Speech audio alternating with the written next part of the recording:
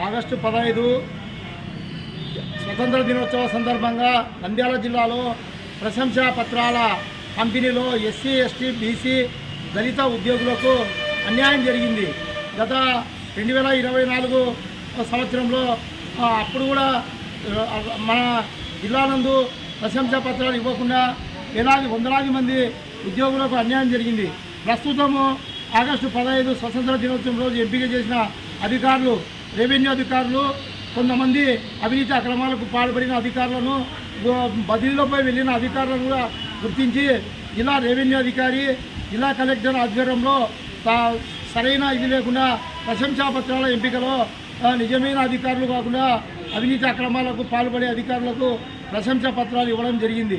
గత సంవత్సరము జనవరి 26వ తేదీ ఇవ్వాల్సిన కడప పత్రాలు ఆగస్టు 15 మొత్తం కలిసి దాదాపు 900 పత్రాలు ఇవ్వాల్సింటే కేవలం 350 ప్రశంసా పత్రాలే ఇచ్చినారు.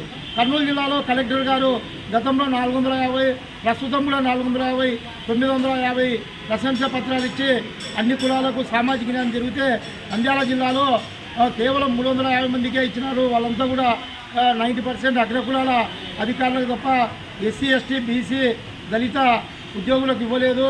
అవినీతి అక్రమాలకు ఎన్నో రకాల పాల్పడిన రెవెన్యూ అధికారులు కేవలము మండలం మారి వేరే మండలానికి వచ్చిన వారం 10 రోజులకే ప్రశంసా పత్రాలు ఇవ్వడం అనేది ఎంతో దుర్మార్గకరమైన విషయము.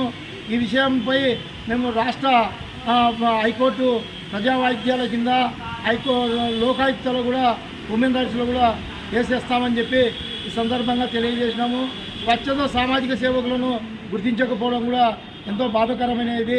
స్వతంత్ర సమరయోధులను కూడా గత జనవరి 26వ తేదీ జరిగిన గణతంత్ర దినోత్సవాల్లో స్వతంత్ర సమరయోధులను కూడా గుర్తించకపోవడము ఎంతో బాధాకరము.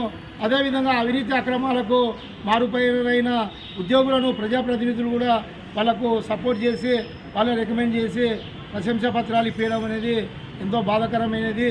ఒక రెవెన్యూ అధికారి ఎన్నో రకాల అవినీతి అక్రమాలకు నిలమైందని చెప్పి రాష్ట్ర ప్రభుత్వము ఆ అధికారిని వేరే మండలానికి ట్రాన్స్ఫర్ చేస్తే మళ్ళా ఆ మండలానికి ట్రాన్స్ఫర్ చేసిన అధికారికి 10 రోజులకే ప్రశంసా పత్రం ఇవ్వడం అనేది ఎంతో దుర్మార్గకరమైన విషయము.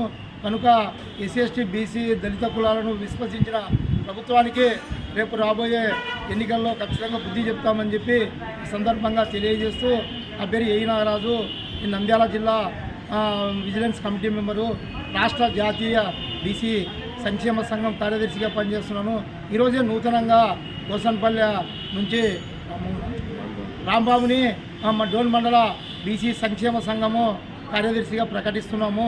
తొందరలో ఆర్ కృష్ణయ్య ద్వారా ఆయనకు నియామక పత్రాలు కూడా అందిస్తామని చెప్పి మా రాష్ట్ర అధ్యక్షుడు నాగేశ్వరరావు యాదవ్ గారు కూడా తెలియజేసినాము. గంగపుత్ర సామాజిక వర్గానికి కూడా డోన్ మండలంలో మొట్టమొదటిసారి మండల కన్వీనర్గా వారి ఆదేశాల మేరకు ప్రకటించడం జరిగింది. ఈ జిల్లాలో జరుగుతున్న అవినీతి అధికారులకు, కొమ్ముగాస్తున్న రాజకీయ నాయకులకు, ఉన్నతాధికారులకు తొందరలో ప్రజలు బుద్ధి చెప్తారని చెప్పి సందర్భంగా తెలియజేసినాము. నిజమైన ఎస్సీ ఎస్టీ బీసీ దళిత ప్రభుత్వ ఉద్యోగులకు ఈ జిల్లాలో ఎటువంటి ఇది లేదు.